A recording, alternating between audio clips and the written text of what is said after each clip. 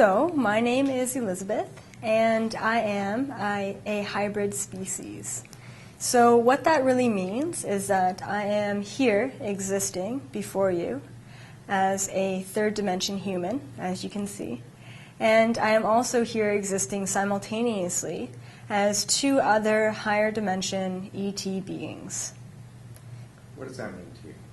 So that means that my purpose is at the forefront of my mind at all times, because the only reason why I am existing here as this human at this time is to spread truth, knowledge, and awakening.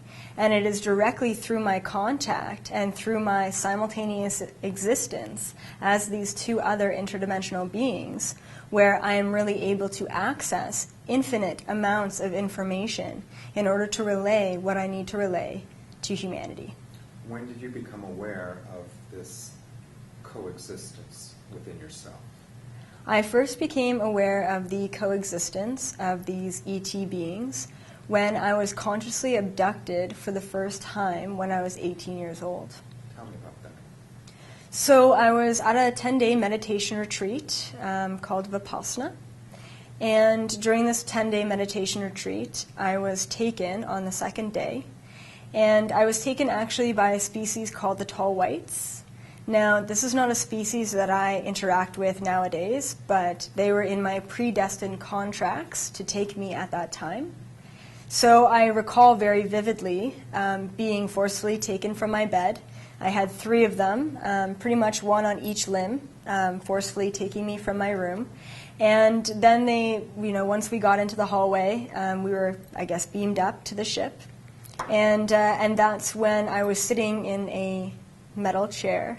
And there was about 8 of them all standing in front of me, these tall, very lanky, very pale beings. And of course, I was scared. So I've never had any prior experience to extraterrestrials, not even prior knowledge at that time to extraterrestrials.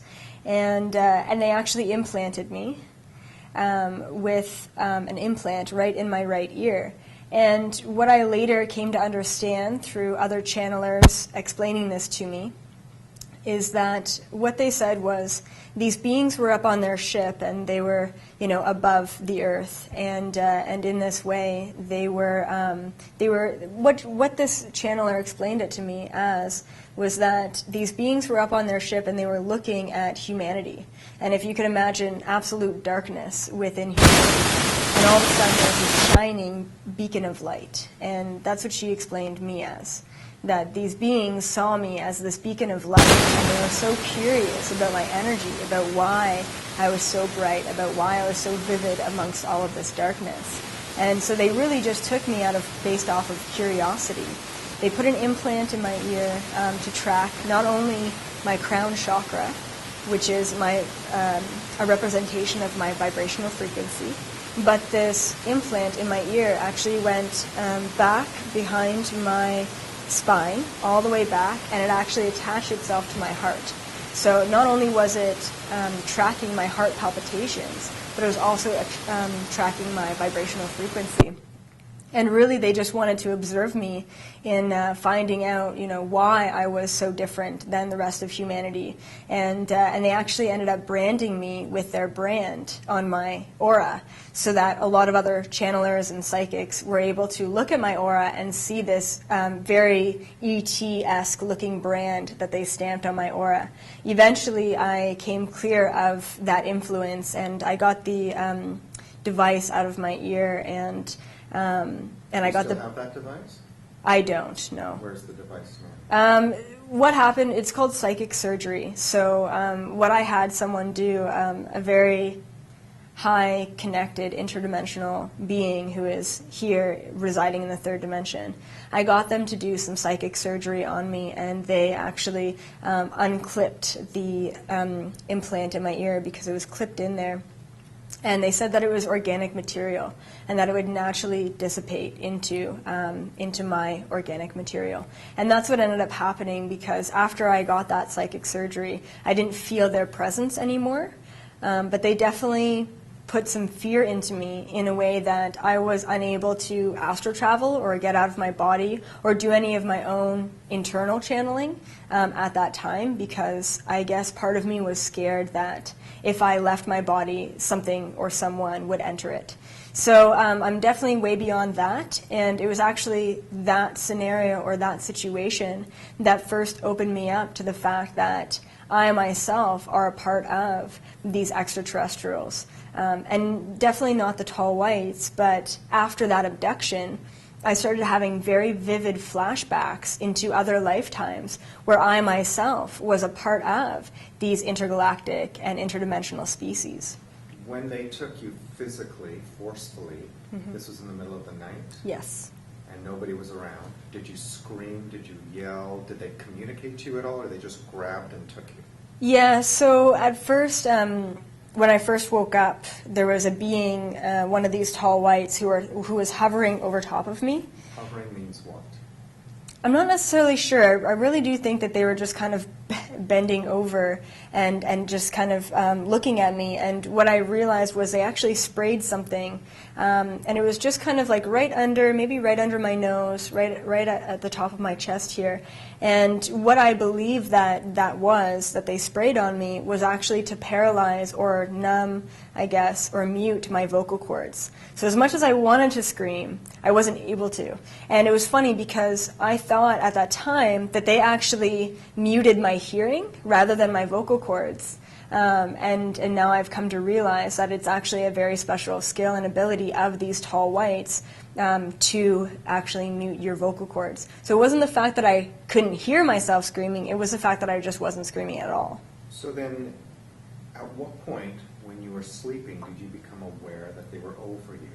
Or did they spray you first? Did they awaken you? Did you? It's almost like I woke up during them spraying something on me, so that I was kind of paralyzed, you could call it, but my eyes were open. I was very consciously aware of what was going on. So they numbed my vocal cords. So I woke up, they were over top of me. Next thing I knew, they were dragging me out of my bed onto their ship. What did they look like? I mean, pretty much like the name suggests, they're extremely tall. I would say around 8 feet, 8.5 feet tall. And they're extremely tall. They've got body parts very similar to humanity, so 2 arms, 2 legs, an abdomen, a head. And I didn't get too close, but I don't know. Grabbing you said, right? Yes, they were grabbing me and they pulled me out of the room, but I didn't really get a close look at their fingers. For some reason, I want to say 4, but for some reason, I'm hearing 5. So I'm not entirely sure about that. What is it that they look like that they're not? You know what? Maybe it's more so. I mean, they're not attractive to humans because there isn't really any defining features about them that would make them attractive. Like their straggly hair, they've got really tiny red beady eyes, really big head, really long and like skinny arms and legs. They're just not, and they're very extremely pasty white. So I've interacted with many other beings before, and these are probably one of the most unpleasant beings I've ever experienced. Was there any communication? Did they try and telepathically talk to you or verbally talk to you? Was there eye contact? What happened in that way? There was about, I would say, 6 or 7 of them in front of me observing the entire implant. And then there was like a doctor off to the right of me. And I know he was a doctor. See, and that's where I think the more telepathy kind of came in, where I understood what was going on. I didn't really understand at the time why there were so many of them observing, and I still don't really understand that. I think they were just curious about my energy, and yeah, other than that, there wasn't really too much communication at all, other than the fact that I felt this fear that I have never felt, not only in this lifetime, but in any other human lifetime. I have never felt a fear that I felt when they took me. And I later discovered and realized through research that the tall whites actually have the ability to manipulate your neurological makeup to release the chemistry of fear. So they actually released the feeling of fear within me that was not made by me at all. So what year was that? That was, I guess, 5 years ago, so 2011. And since then, you've had other experience. Now, they tracked you for a while by putting an implant in you. Yes, you they did. Lost the implant. Yep. How long afterwards? And you said you stopped connecting with them. Yes. How does that work? It wasn't really stopped connecting because there was no connection. It was them watching me, following me, and it seemed very. It wasn't harmonious. It was them following me and watching me, and me just feeling like there was someone or something breathing down my neck, kind of thing. And it was about 2 months after the abduction where I got the implant and the stamp removed off of my aura. So, and then that's when I started to really understand and experience other lifetimes and be able to channel those lifetimes. Now, did you look into the implant at all in terms of an X-ray or going to a doctor or anything? Could you feel it? I did go to a doctor, which I don't know if that was the right decision, but you know what? I was like, it's so vivid. It's such a vivid, when you have a conscious abduction, it's such a vivid experience that, you need someone to validate that, in the physical. And it's impossible because no one can. After that incident, what did you observe in yourself that changed, if anything? I mean, I would say once the implant was removed from me, I experienced a lot of light sensations, a lot of connection to source. I started having a giant orb follow me, and I named this orb Sparkle because this orb is just a pure white light energy that would sparkle, and it would not sparkle, but it would flash. It would flash at me. How big was it? It was probably about this. Actually, probably bigger, like this big. And did anybody else see it? Yes, actually, I was living with a bunch of roommates at that time because I was in university, and all of my roommates saw it. So it was about 6 or 7 other people in the house, and they all saw Sparkle, and they all called it Sparkle. And Sparkle's in the room, And I actually started having conversations with this Sparkle being, and what I learned was that Sparkle was actually me, and this is what this orb told me, that this energy was actually myself from another realm, from another dimension, and it called itself my higher self. And later now I understand that to be as one of my extraterrestrials that I am amalgamated with at this point in time. Let's talk about after this implant was removed psychically, Mm-hmm. and you were no longer in contact with these beings, Yes. the tall whites. What other experiences did you have, or did it stop there? My experiences with the tall whites stopped after the abduction, after the implant was removed.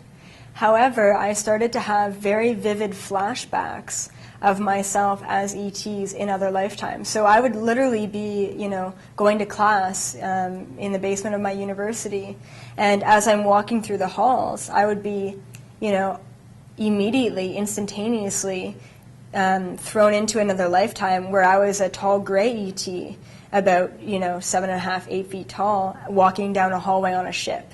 Right? So these were moments that I never really chose to experience, but that just happened to me at that time. And then it was just after that when I started having these vivid recalls where I sat down, because I'm an artist, and I sat down to paint myself. I sat down to paint my very first self-portrait. Well, lo and behold, this self-portrait came out as an ET. It came out as me as an ET. And I think that, for me, really validated, all of these feelings that I've had pretty much my whole life.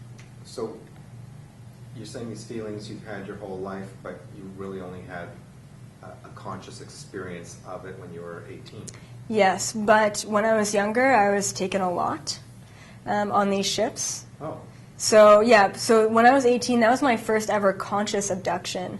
But from around the age of, I would say 3 to about 10, 11 years old, I would get nosebleeds all the time. I would sleep in very weird sleeping patterns. I would literally, like a clock, would just churn over and over and over and over and over in my bed.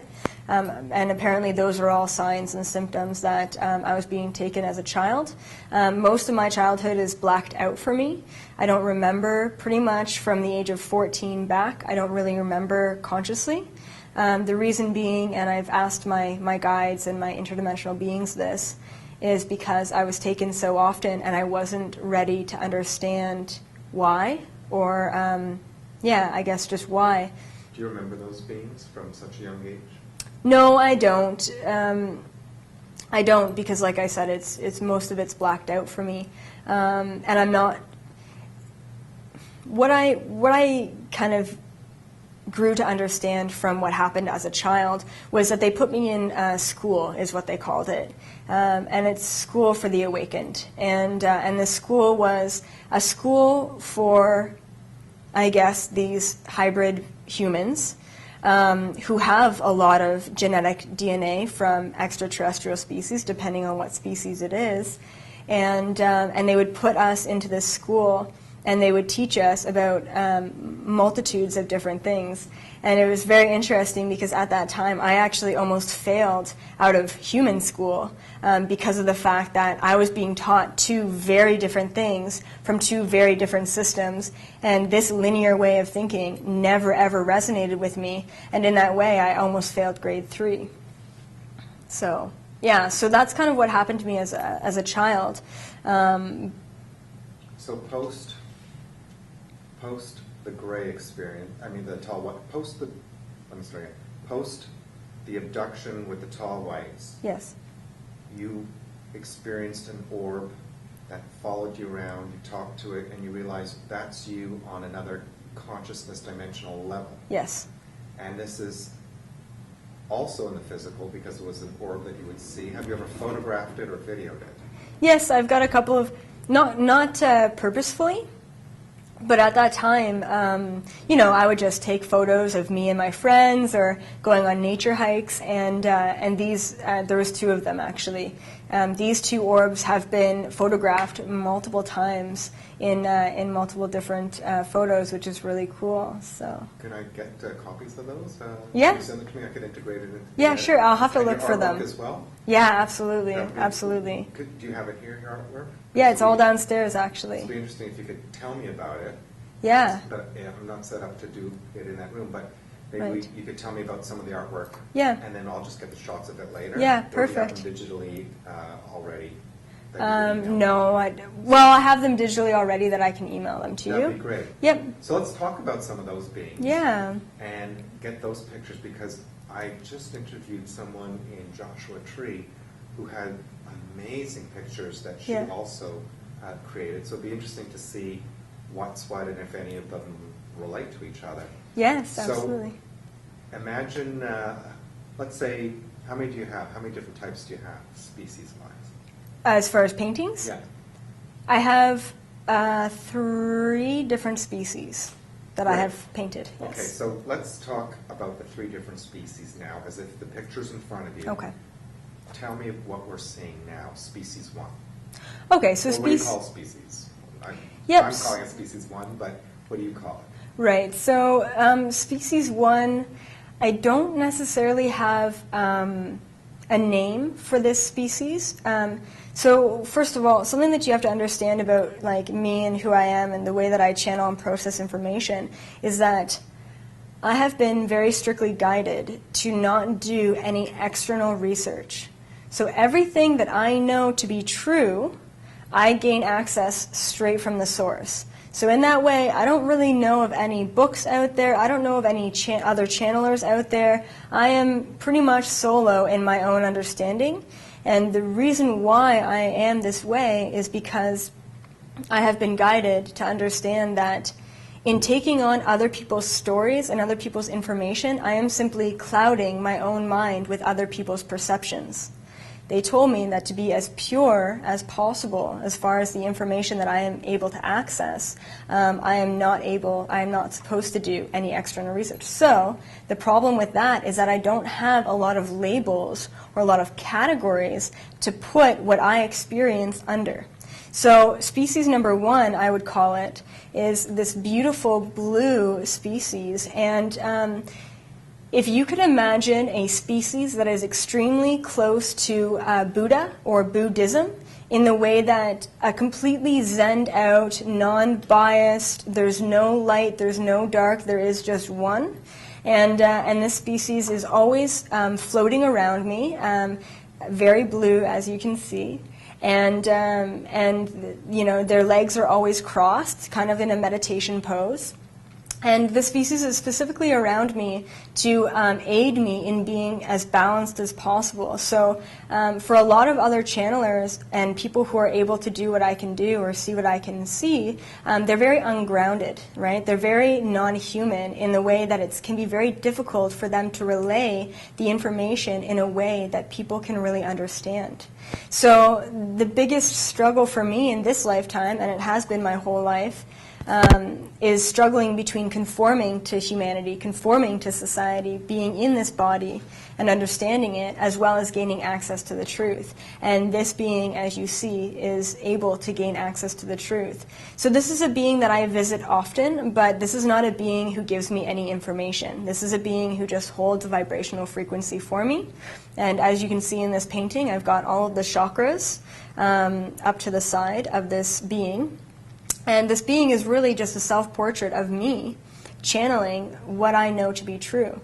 So as you can see in the upper left-hand corner, I represent that as the center of the universe. And also, I represent my heart chakra connecting to the center of the universe, and that's how I'm able to channel information. Right, and the other being?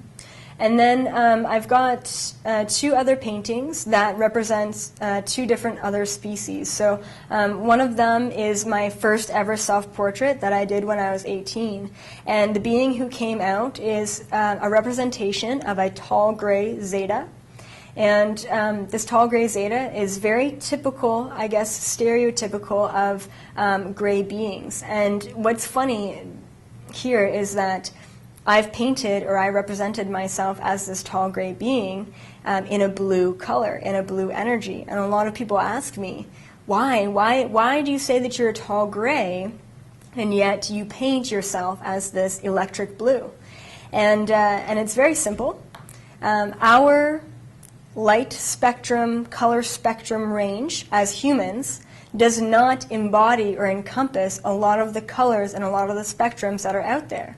So if we, in the 3rd dimension, were to observe or see a tall gray being, we would literally see them as gray. However, if you were to go into a tall gray being and into their body and experience and exist as a tall gray, you would see your counterparts, all of the other beings around you who are really just clones of you, as this electric, beautiful, moving, vibrant blue energy.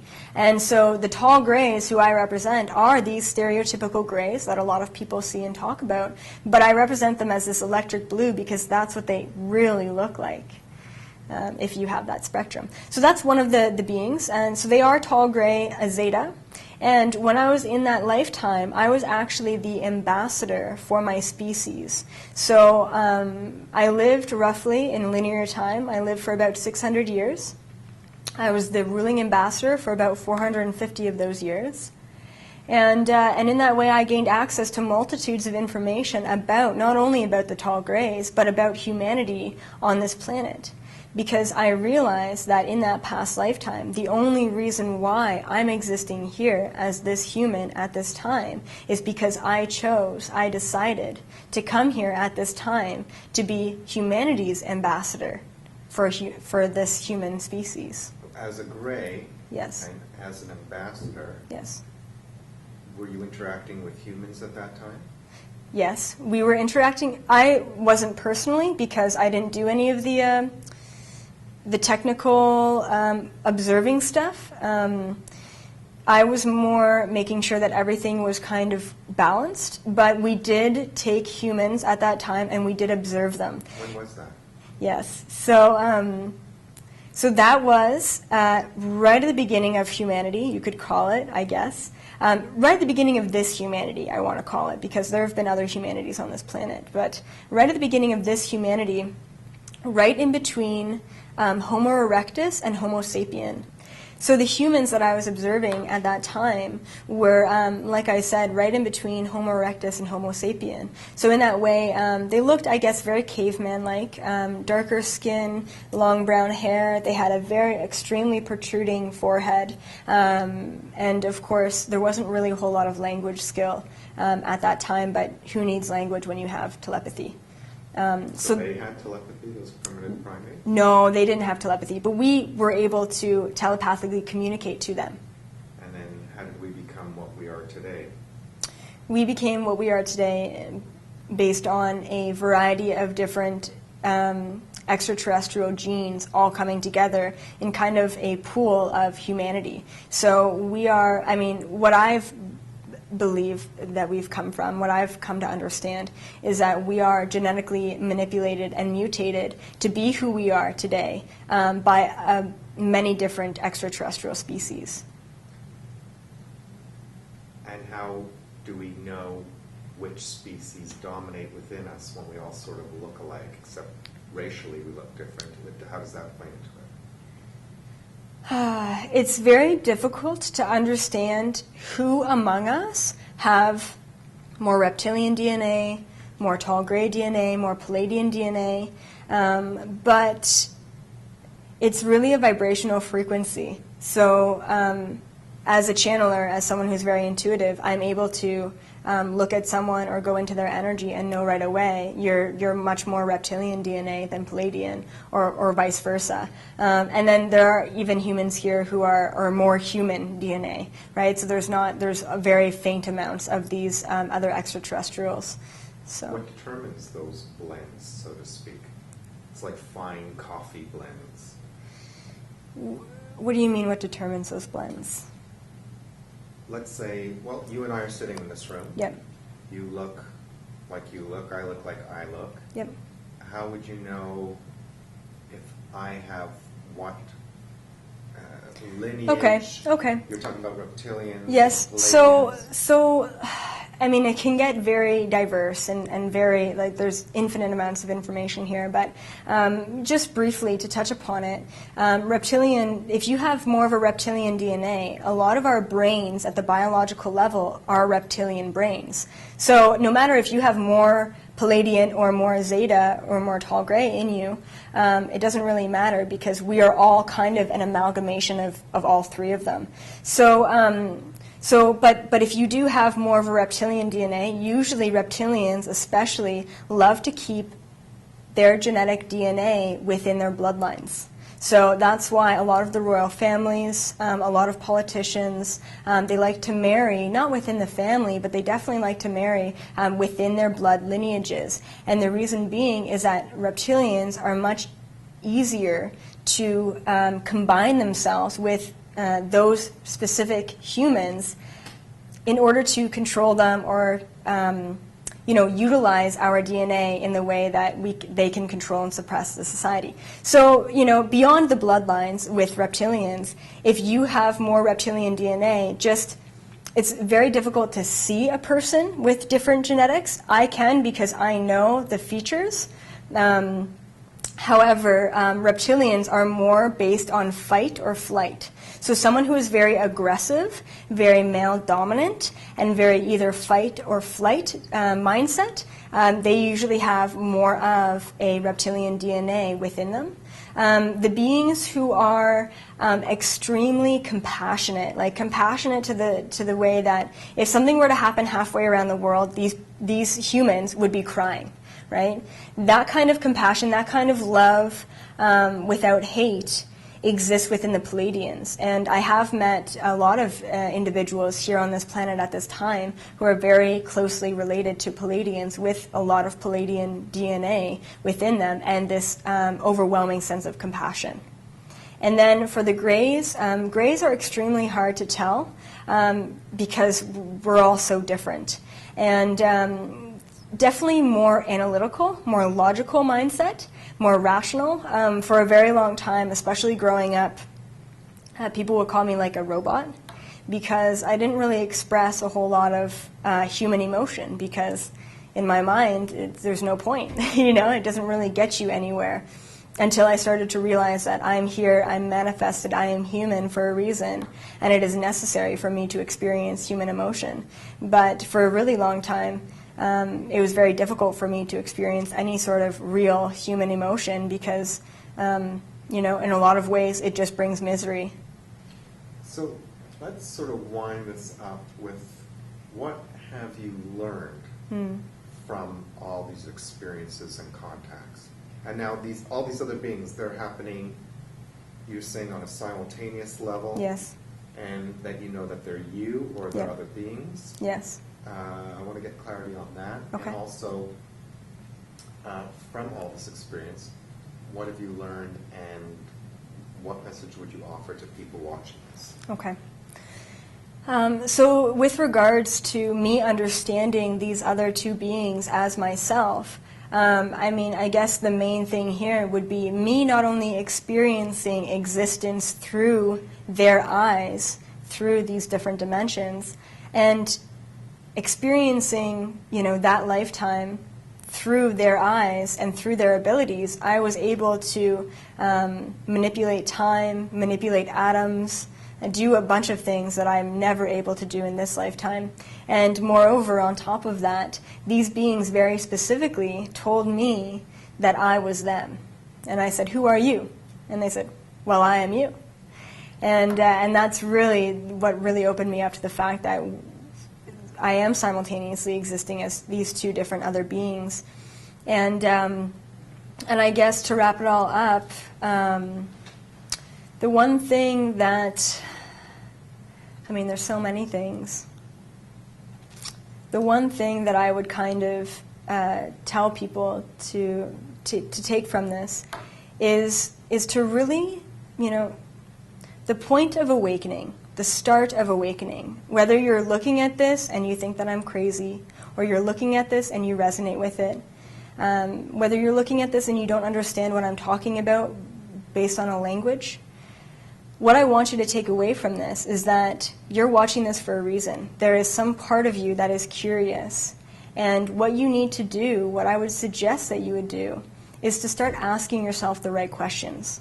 Because we will never be able to come into full understanding, full truth, full awakening without asking ourselves the right questions. And instead of asking me, and instead of asking Guru, and instead of asking Yogi, just ask yourself, because you are the one and only creator of your reality. Cool. So you can tell who's who. What would you say my background or lineage is, if I have one? Something that you're most closely connected to.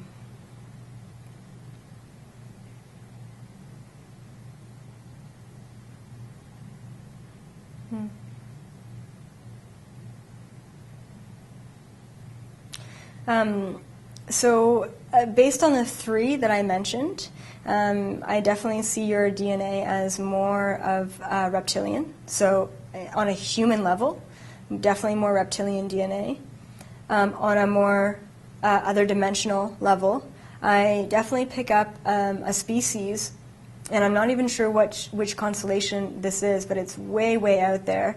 This is actually a future lifetime of yours, but you do have a lot of these species that are surrounding you at this time as your spirit guides. And they don't look like the most pleasant species, and they do things in a very weird, different way. They are fairly tall, so 6 to 7 feet. They're pretty, I would say, like a white or a tanned color.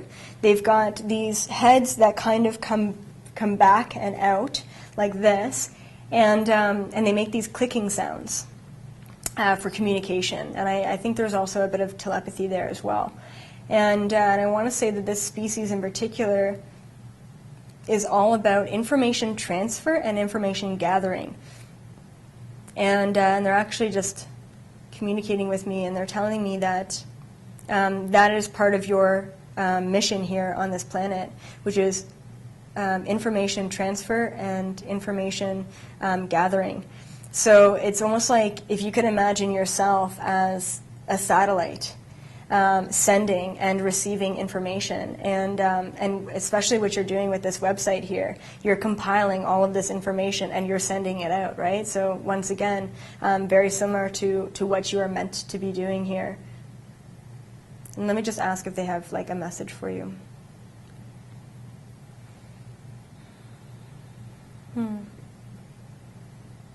Okay. I'm not sure if you've connected with them at all. Have you? I don't know who you're referring to. Okay. Okay. So they're saying that they want you to connect with them. Okay, and they're saying that that's kind of where you're going, is that kind of connection, because they have other things. There's other things in your blueprint that they really want you to access, and they're saying that whenever they connect to you, you're going to feel it in the back of your neck. I don't know why they showed me that, but I don't know if it's going to be either a chill or like a heat wave at the back of your neck, or maybe a pain at the back of your neck, or a pressure. But they're saying that when they do connect with you, whether that be consciously or subconsciously, you will feel something at the lower back of your neck. So that's how I'll know. Yes, that's how you'll know. That's when how will you'll they know. start? They're actually showing me as soon as the end of August, actually. Why is there a timeline like that? Timelines are, I mean, it's really just manifesting things into the linear, because we are existing here in the linear. So I mean, okay, they're telling me. They're saying that the reason why there's a timeline is because the awakening is here. And they're saying that, just like me, you are a part of the awakening. And in that way, you need to awaken yourself to these connections and to these possibilities so that you can carry on with your mission, move through your mission and your purpose for being here as quickly as possible. So that's what they're saying. And I also want to mention, too, that the awakening has been pushed forward, okay? So the awakening literally, and I got this information about maybe this time last year, I was supposed to be in Thailand, actually, this whole year. And they told me, no, you cannot go to Thailand. You have way too much to do here because the awakening has moved forward. And they told me about 8 months that it bumped forward, 8 months to a year. So there's a huge push right now between the light and the dark energies. The dark is really trying to push the light out, but the light continues to uplift. So one more thing that I just wanted to mention, and I'm not sure if this is mentioned for the interview or just mentioned to you, that I came to understand recently that so the reptilians I've always kind of known about, and they have been quite detrimental to society. So if you know anything about reptilians, you know that they are here to pretty much control us and suppress us. Not all of them, but most of them. And what I've learned is that in order to accept our inner light and inner love, we need to first and foremost accept the darkness within society. So whether that's the darkness within the reptilians, whether that's the darkness within government or religion, or whether that's the darkness within ourselves, we need to accept the dark before we can ever come into understanding of pure light energy. So now you were going to tell me about the third beings in the picture. Yes. So the third being is once again another higher self of mine. And this third being, he has a name, and the name is Khan, Khan. And he is from the 12th dimension, and he is a mantis being. So I am directly in communication with a tall gray ambassador who is myself from the past, as well as an extremely large mantis being named Khan, and he is myself from the future. And actually, I had a full-on conversation with this being, and what he told me was that I am him 200 lifetimes from this lifetime.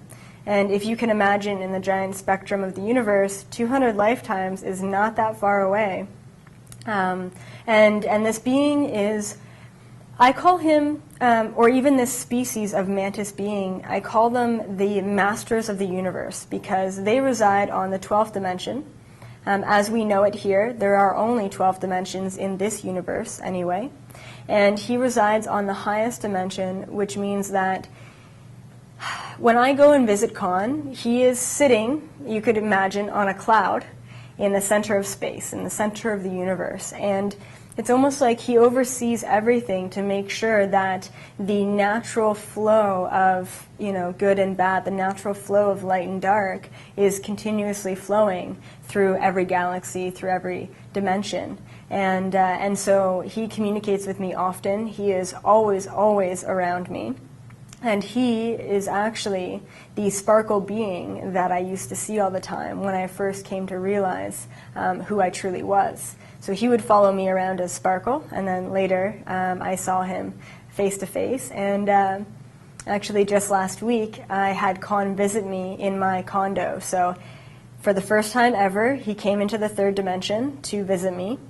And he actually brought some of his friends with him, which is absolutely baffling to me because I have never seen one of these mantis beings with any other beings, let alone other mantis beings. And this mantis being, who was Khan, had, you could call it his wife with him, or his partner. And then there was these two little mantis beings. I have never seen mantis beings so small before. And they were about 3 or 4 feet tall. And I was in the other room meditating, and I felt their presence in my condo. And so I left my body, I astral traveled, I went into the hall to see all 4 of them standing there. And of course the 2 adult mantis beings were all the way to the ceiling, but they shrunk themselves to be there. And the two little kids were there as well. And I asked Khan, I said, who are these beings? And he said, this is my family, but this is your family as well. And I said, a family? I said, I didn't think mantis beings ever had families. Like, what's going on here? So I really, got to the nitty-gritty of what was going on. And they had a gift to give me, so they gave me a gift. But he explained it, and he said that a lot of other mantis beings are not concerned with family. They feel like family is not something that they need. And in a lot of cases, mantis beings don't need a family. But he called his family like a collective. He said it was a collective. And he said, what I lack, my family makes up for. And he said, I understand the importance of having this collective consciousness, which is my family. And I chose the specific consciousness to be a part of my family because all he did was clone himself. So his whole family was just a clone of who he was, but the consciousness was specifically selected through all of the interdimensionals, through all of the dimensions within this universe. He specifically chose each and every one of those consciousness that came together as a collective family. So that just happened last week, and that was a pretty amazing experience. By the way, what's your blood type? I'm not sure.